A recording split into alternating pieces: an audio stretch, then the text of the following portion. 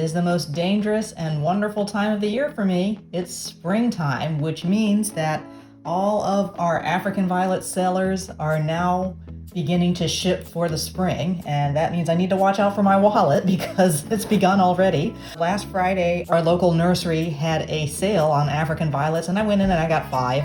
And then some of my Facebook groups where they sell violets, the sellers started showing off their shipments for the spring, and I got 6 more, which should be coming in the next couple days. And I just got a shipment today. Now, these aren't flowers. Usually when I do these unboxing videos, they're flowers. This time I got a lot of leaves, and I know that looking at an unboxing video of leaves is not quite as exciting, but it's exciting to me because once you get the leaves and everything, you can start the whole process of putting the leaves in soil. And I mean, it's just as important to see how sellers are packaging up their leaves as well as their actual plants. So I'm just going to go ahead and show this unboxing video. Now, this particular shipment has, let's see, I think the last time I looked at it, it's 8 varieties, 2 leaves each. So that should be a total of 16 leaves. Now, it's March, so you still have to pack it well. Here in Chesapeake, I think right now it's about 40 some degrees, and I think when we shipped out, we actually had several warm days. I think it was like 70 degrees over the weekend, and then it slowly started to go down. So, you know, even if you're able to ship out, I think most people in the South, you're able to ship out this early in the winter. If you're a little farther north, it might be an issue. Now, this particular seller lives in North Carolina, so we're right on the border of North Carolina, so this makes it a little bit better. And I see that they have some insulation, which also helps keep things warm for the leaves. Normally, shippers who sell African violets and leaves, they don't ship out when the temperature is below freezing. So this extra bit of protection is really, really great. It helps keep these leaves at a good temperature here. So I'm gonna go ahead and unbox these. Oh, looks like we got a little traveler here. We got a little ladybug. I love ladybugs. So hello. I'm gonna put you out in the garden after this. Okay, so I've got, like we said, we got 8 different varieties. I've been wanting these. So we have Buckeye Kindred Spirit. Got 2 leaves of that. Buckeye Cherry Topping. Oh, this is going to be awesome looking. So, and got some nice variegation on the leaves here. Okay, we also have, and this was a shipment that had a lot of Buckeye plants. So Buckeye Columbus Platinum. I'm starting up my Buckeye collection here. Again, I love variegation in leaves. And then also, let's see, Buckeye Celebration. Nice. So far, 8 Buckeye leaves. I'm going to have my nice little collection here. Let's see, Buckeye Nostalgia. Lovely. These are huge. And these are like very pretty, very healthy looking leaves. I think they were just cut a couple days ago and shipped. They came really fast. I think they were shipped out either Tuesday or Wednesday. It's now Thursday, and they're here already. They got dropped off my porch about an hour ago. All right, Northern Beauty. That's nice. That's not a Buckeye, but that's something else. Oh, and we got Buckeye Main Event. Cool. And finally, Shazam. Now, if you're not familiar with this whole leaf thing, because most people, they order plants off of online, but ordering leaves, or you can swap leaves, it's a great way to really expand your collection, but it takes a lot of patience. I had started propagating some leaves back in October, and I think one of them, my Texas Stardom, is actually almost ready to go off on its own. So how many months was that? About 4 or 5 months. This is going to take a lot of patience. So we're not going to see what these actual plants look like. Probably not until maybe towards fall, or maybe even the end of the year. But it's so much fun, and out of these 2 leaves, you could get a lot more plants out of just these 2 leaves. So, once this seller puts out more leaves again, I think he was offering another box. I might actually go back and see if that box is still available, because these leaves look awesome, and I love the packaging, and I even love the little visitor that's in the box. There she is again. Ladybug. I'm going to put you out in the garden, or maybe I'll keep you in the plant room, because ladybugs are very, very good at getting rid of pests. So here's what I'm going to do next. There's a whole process that I go through when I receive leaves, either through a swap. I met with our local African Violet Society group a couple weeks ago, and I got a whole bunch of leaves for there. It's really insane. By the time I get all these leaves with babies, I'm literally not going to have any room in my plant room.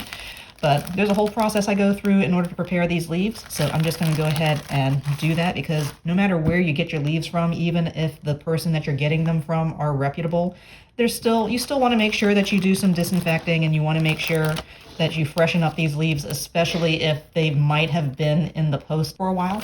So I'm going to go ahead and prepare for that. One thing that you want to be aware of when you're doing like leaf swaps, or if you're buying leaves online, or even if you are, you have a African Violet group and you swap leaves and stuff like that, no matter, and this is no shade, no disrespect to the seller that sold me these leaves, but you always want to make sure that you disinfect the leaves. And if you got them through the mail, depending on how fast the post office is, the leaves might be a little bit limp, they might be a little bit damaged. So there's things that you can do in order to help strengthen up the leaves before you start them for propagation. And like I said, no disrespect to the people that sells leaves. I'm sure everybody does a great job, and they do their best to make sure that they have very healthy leaves. This just helps you, gives a little bit of extra insurance by disinfecting the leaves and making sure that you power them up before you put them in for propagation. And I got this recipe from my African Violet group, who got it from the American African Violet Society. In order to disinfect leaves, what you want to do is you want to take the leaf and you want to soak them in a solution that is 10 parts water and 1 part bleach. Yeah. And if you're new to African Violets, you probably heard the whole thing about you don't want to put water on African Violets. And so here I am telling you to not only soak your entire African Violet leaf in water, but also have bleach in it. And it's perfectly safe. What African Violet's leaves don't like is cold water. So when you're doing this, you want to make sure that the water that you use is lukewarm. And so you don't want it dead cold. You also don't want it hot. It's the cold water that actually puts the spots on the leaves, and it also makes the leaves limp if you have them in cold water. So since I have 8 varieties here that I'm going to be using, the easiest thing for me to do is just to make the solution and then put them in individual cups so that I know which leaf is which. So if you're a little bit squeamish about using bleach, I know that I am, and I also know that I'm not like, I could be a little bit clumsy and I don't want to put bleach on my clothes.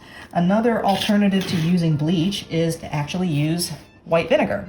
So instead of the 10 parts water, 1 part bleach, you can use the 1 part vinegar, and that will also do the job as well. So easiest thing for me to do is I mix this beforehand, and I'm just going to pour it on the leaves here. And then I'm going to put this on the bag so I'll know which one is which.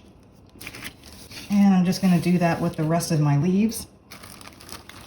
And you want to soak these for about 10 minutes in the solution. All right, oh, that's a big one. I can't even fit this sucker back in. I can barely fit this sucker in the water. These are humongous leaves. All right, so I'm going to start setting these up. And in about 10 minutes, we're going to go ahead and rinse these off. So, yeah, these are humongous. Okay, and you want to be as gentle as possible. I want to disinfect them. I don't want to break them. So, if you need to get a bigger cup, I may need a bigger cup for these. So just be as careful as you can when you're doing this, and you also want to make sure that you're circulating some of the water here. Wow. Huge, huge leaf. There we are. And add additional solution if you need to. Okay, celebration. Okay, platinum, this is a little smaller. That'll make it a little bit easier. And again, you want to keep track of which one is which is why I have the separate cups for this. So that I'll know when it comes to when we finally plant these leaves, I'll know which one is which. Okay, that's cherry topping. I can't wait for this one to actually have blooms, because this one's going to be really pretty.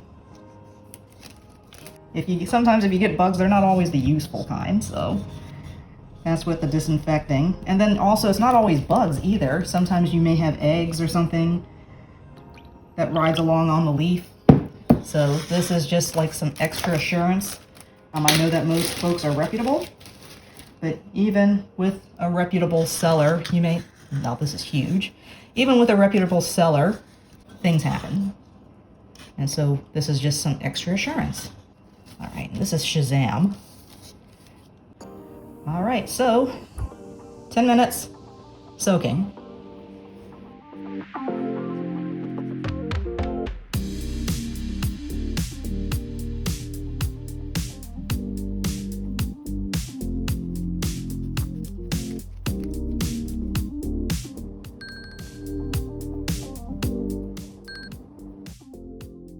All right, it's been about 10 minutes and have my leaf. So the next thing I need to do is I need to go ahead and rinse the solution off of the leaf here.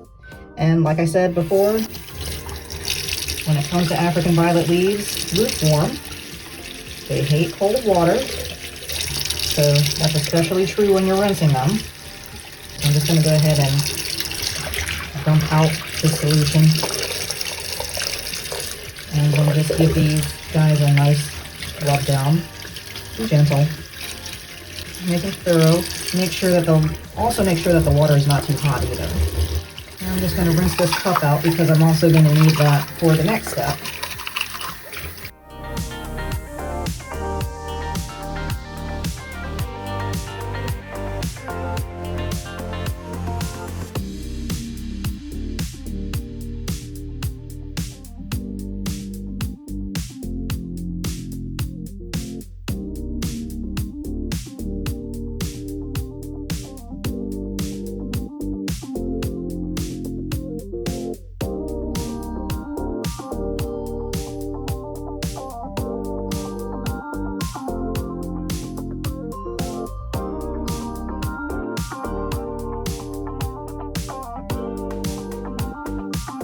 All right, so all of the leaves have had their soak, and I've also rinsed them all off. So the next step that I usually like doing is I like to soak these leaves into some sugar water.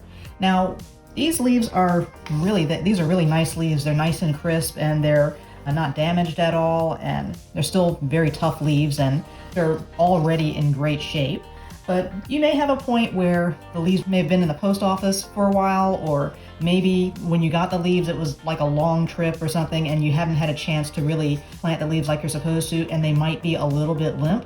So one way in order to make these leaves soup up, and I like to do this anyway because I like to give them a little bit of extra energy. It probably isn't necessary, especially in the case of these leaves, but if you have leaves that are a little limp, you can still save them by soaking them in this sugar water solution. And so basically what this is, it's 1 cup of water, and this is just plain old sugar. So you have 1 cup of water, and then you also add about a teaspoon, anywhere from a teaspoon to 2 teaspoons of sugar. Again, it has to be lukewarm water because African violets really don't do cold water. You just mix it in, you stir it up until the sugar water has completely, all the crystals have dissolved. When I have a lot of leaves like this, I just make a big old bowl of sugar water, and I'm gonna stick these back upside down. And when I have a lot of leaves, it's kind of like an assembly line type of procedure. So I just make a big old bowl of sugar water, and you just cover them up with the water, like so. And again, what this does is this just gives them an extra boost. And you want to soak these depending on how limp the leaves are. Now these probably, again, I said they really don't need this solution at all, really. And so I'm just going to soak these leaves for about 30 minutes. You may want to soak yours longer depending on how limp your leaves are. Around 15 minutes or so, I'm going to flip them over so that the stems can get a little bit of boost. And once I come back, we're just going to dry them off in about 30 minutes. Where's the 30 minutes? So in about 15 minutes or so, I'm going to flip these leaves over so the stems could get some sugar water. And then I'm going to rinse these off, and then they'll be ready for me to put in soil to propagate.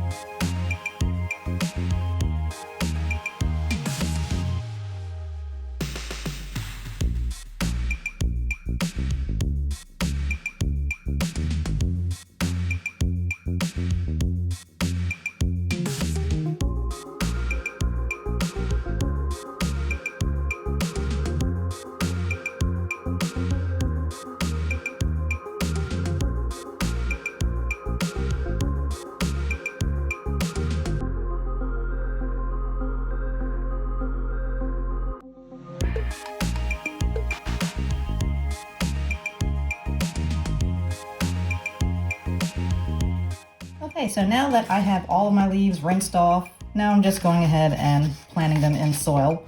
And before you do that, you have water droplets all over the leaves. You want to make sure that you dry them off, because while you can submerge African violet leaves in lukewarm or warm water, you also don't want to leave a lot of water droplets on your leaves. They're just not going to like that. And you do that before you go ahead and plant. I already started potting up some of my other leaves. And in case you're not familiar on how to propagate leaves, I'll do a quick rundown just to show you. So first thing, I'm starting off with my propagation mix. And basically this is just, I'd say like a 30% African violet soil and 70% perlite here. This is the same soil that I use in order to wick water my African violets.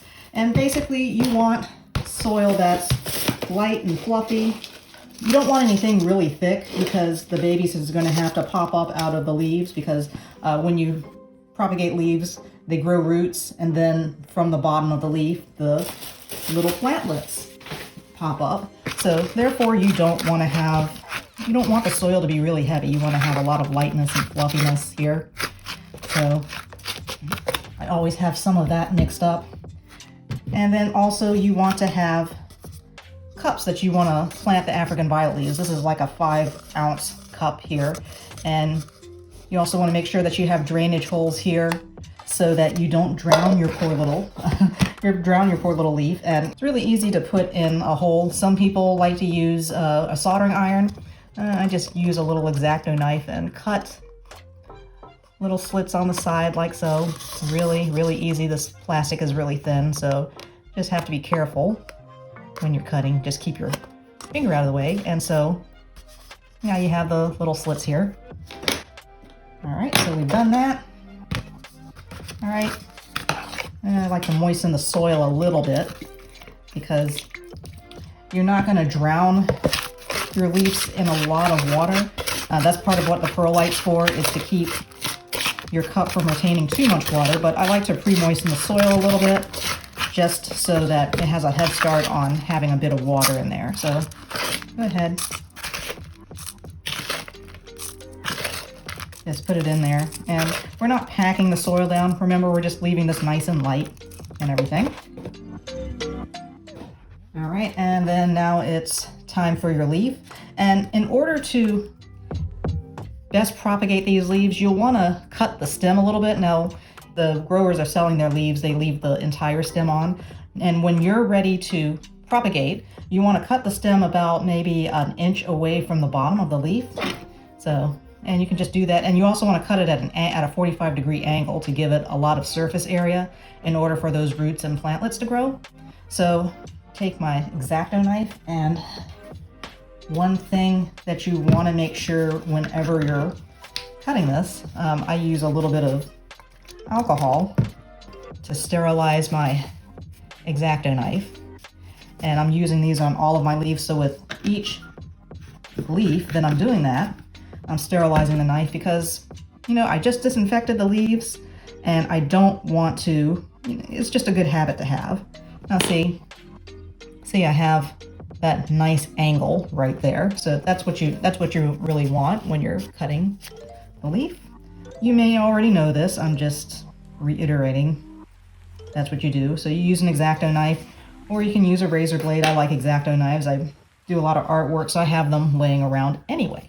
So, and now that we have our leaves cut, you just stick it in the cup like so. This is a huge leaf, so I don't know how this one's going to stay up. So, and then also before you forget, you want to make sure that you label the cup. Now, I use actual labels because my handwriting stinks and I just like using labels. But you can just write on the cup with a Sharpie or, you know, whatever you have laying around, and that'll work. All right, and you just make sure that you label these things as soon as you plant them, because if you wait thinking, okay, well, I know what they look like and I'm going to remember, you're not going to remember. Trust me. You're not going to remember, and then that's how your leaves become what they call a noid, or a no ID. So label it as soon as possible, like as soon as you plant the leaf. You also want to put in the date that you planted the leaf, so it gives you a general idea of how long this is going to take. It's just a good practice to have, especially if you want to kind of do this a lot and you want to kind of gauge how long it takes to propagate. So, but there you have it. I just took all the leaves that I got from my vendor this morning, disinfected them, sugared them up, and now they're ready to be set under my light. I need to find some space upstairs on my plant stand. I'm quickly running out of space. I will be running out of more space because, like I said, I have 6 more plants coming. I still have this one to do, and I'm going to do that in a minute. I have 6 more plants coming. I also have more leaves coming because I'm loving these leaves, and there's more Buckeyes in the series that a seller had just sold me. So I message him and say, hey, can I have that other box that you have available? So yeah, I'm gonna need a lot more space. So anyway, this is my unboxing of my leaves and how I prepare them before I start propagating.